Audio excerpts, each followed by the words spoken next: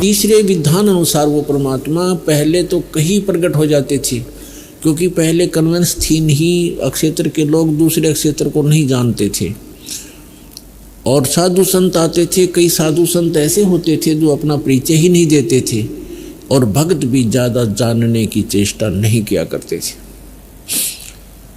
तो इस प्रकार परमात्मा वहाँ रहा करते थे एक संत के रूप में।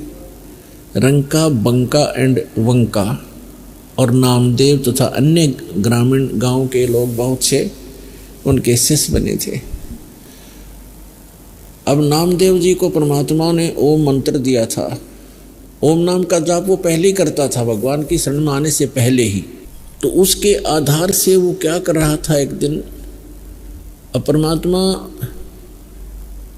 कबीर भगवान जो है उन्होंने अभी आकर के ये सब पूरे मंत्र डिक्लेयर करने थे, पहले नहीं करते थे। वो पहले तो अपने वचन से, आशीर्वाद से, धर्म भंडारे करवा के उनकी बैटरी चार्ज कर देते थे कि इनको मनुष्य जीवन मिलते रहे। तो उसमें नामदेव जी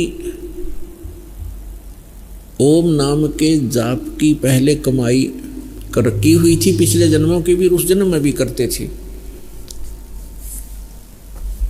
लेकिन परमात्मा ने उनको सतनाम नहीं दिया था तब तक, क्योंकि जब तक परीक्षा में खड़े नहीं हो जाते भक्त तो सतनाम नहीं दिया जाता था। पहले तो बिल्कुल ही नहीं दिया जाता था, एकाध भक्त को दिया गया था, उसको फिर प्रतिज्ञा करवा दी थी कि आगे किसी को बताना नहीं। एक दिन नामदेव जी कहीं से आ रहे थे और नगर में प्रवेश कर रहे थे अपने में, और वहाँ एक मंदिर के अंदर ब्राह्मण लोग परमात्मा की आरती उतार रहे थे। बहुत जोर की लय लगा रखी थी, सुर लगा रखा था और घंटियां बजा रहे थे, खड़े होकर के आरती संपन्न कर रहे थे। नामदेव जी भी अपने पैर के जूते निकालकर और उन ब्राह्मणों के अंदर मंदिर में पहुंच गया और हाथ से जूतों से घंटी का काम कर रहा है। अब वहां पुजारी ने देखा, ब्राह्मण ने, कि एक छोटी जाति का समेत जूतों के हमारे बीच में आ गया है।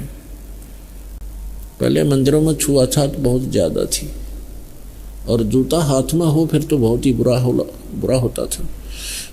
नामदेव जी को पकड़ के मंदिर के पीछे पटक दिया एकांत में कि तब तक आरती होलेगी, इसको पीछे कर देते हैं पिछवाड़े में। परमात्मा ने वो मंदिर ही घुमा दिया। नामदेव की तरफ तो मंदिर का मुख हो गया, जैसे पड़े पड़े भी ऐसे अपने जूते बजा रहा था जैसे घंटी बजाते हैं, और पंडितों के पीछ की तरफ हो गया पीठ भगवान के मंदिर की। इतना कुछ होने के बाद भी उनके अकल में ठिकाना नहीं आई कि ये महापुरुष है और तुम फॉर्मेलिटी करते हो।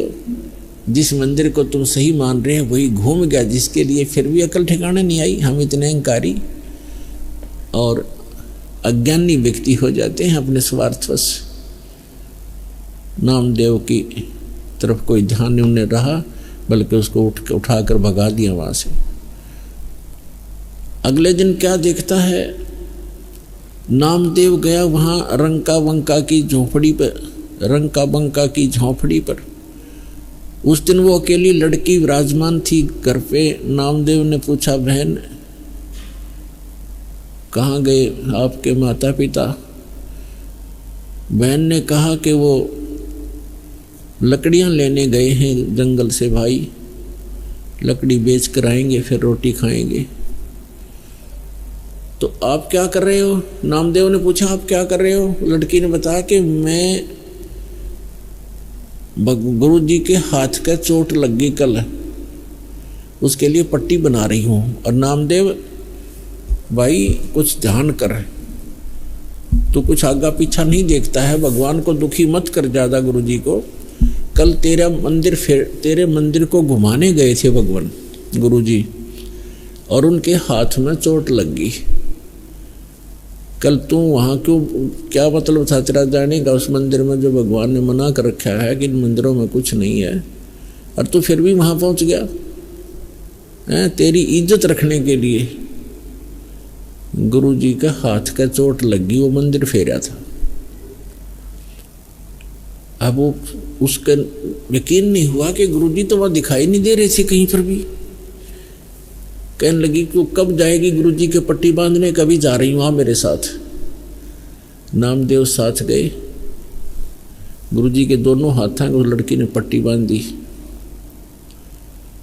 तब नामदेव चरणों में गिर गया कि भगवान गलती होगी हमसे, हे परमात्मा आगे से ऐसी गलती नहीं करूँगा, मैं आपकी मर्यादा रखूँगा।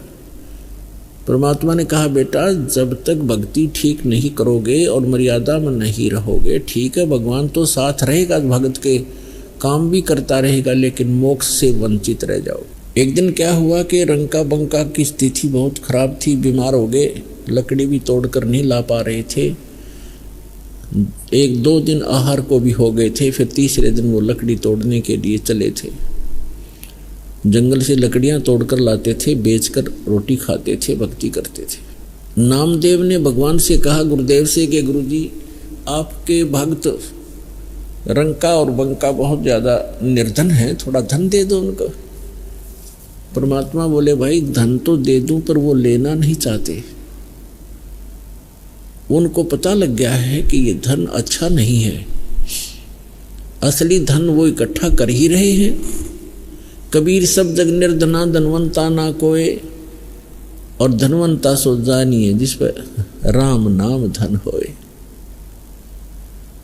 नामदेव बालक था, बालक बुद्धि हमारी, हम तो कि भगवान के साथ रहें तो भी अपनी बुद्धि का प्रयोग हम करते ही रहते हैं। नामदेव ने कहा कि भगवान कुछ तो दे दो, क्यों ना लेंगे, बहुत दुखी है, 2 दिन तो रोटी खाई हो गए उनको, आज लकड़ी तोड़ने गए हैं बेचारे। परमात्मा बोले चल मेरे साथ। तो भगवान ने एक थैले में जेवर भर लिए, जेवर आभूषण सोने के अच्छे 1 किलो 2 किलो के लगभग, और रंका बंका जंगल से लकड़ी तोड़कर आ रहे थे, रास्ते में डाल दिया। वो थैला खाली करके एक झुंड की आड़ में दोनों बैठ गए, गुरुदेव और नामदेव। आगे आगे रंका जा रहा था, उसका पति। बंका थोड़ी पीछे आ रही थी 100 फुट दूरी पर। धीरे धीरे, वृद्ध थे, कमजोर भी थे शरीर से, सिर पे लकड़ियां थी, धीरे धीरे आ रहे थे। तो रंका ने पहले देखा सोना पड़ा है बहुत घना, पीछे देखा अपनी पत्नी की तरफ कि कहीं उसके मन में दोष ना आ जा, औरत को गहने बहुत प्रिय होते हैं। तो उसने क्या चाहा कि उस मिट्टी से, पैर से मिट्टी से उसको ऊपर मिट्टी डाल दूं सोने पर, ताकि पत्नी को दिखाई ना दे, कहीं इस या नीयत खराब ना कर ले, भक्ति बिगड़ जाए इसकी। अब उसकी पत्नी ने दूर से देखा कि पति खड़ा क्यों हो गया, क्या कर रहा पैर से, क्या दिक्कत आ गई उसको। तो उसने ध्यान से देखा कि तो सोने के ऊपर मिट्टी डाल रहा है। वह समझ गई, कहने लगी चलो जी चलो, क्यों मिट्टी पर मिट्टी डाल रहे हो, चलो चलो क्यों मिट्टी पर मिट्टी डाल रहे हो। तो वो चल पड़ा, किसने देख तो लिया ही। अब वो भी आगे छोड़ के नो चले गई आगे को, नहीं उठाया उस सोने को कि भाड़ में जाओ ऐसा सोना। परमात्मा कहते हैं कबीर इतना दीजिए जा में कुटुंब समावे, साईं इतना दीजिए जा में कुटुंब समावे, हम भी भूखे ना रहे अतिथि ना भूखा जावे। कबीर सब जग निर्धना धनवंता ना कोय, धनवंता सो जानिए जिस पर राम नाम धन होए।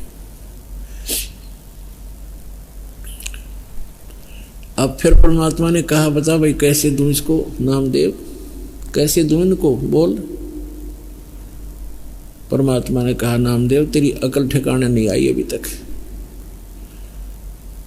जिन भक्त जो सतिथि आज इन भक्तों की है, तेरी पता नहीं कब बनेगी बेटा। और जब तक इस अतिथि में नहीं आ लेगा तब तक भक्ति मोक्ष प्राप्ति नहीं हो पाओगी तेरी। अभी तो आप संसारिक सुखों को प्राप्ति और दूसरों को प्राप्ति के लिए ही प्रार्थना करते रहते हो। इन सब घटनाएं को देख करके एक बार फिर, क्योंकि परमात्मा के साथ रहने से कुछ सिद्धियां, कुछ पूर्व जन्म की सिद्धियां हो जाती हैं।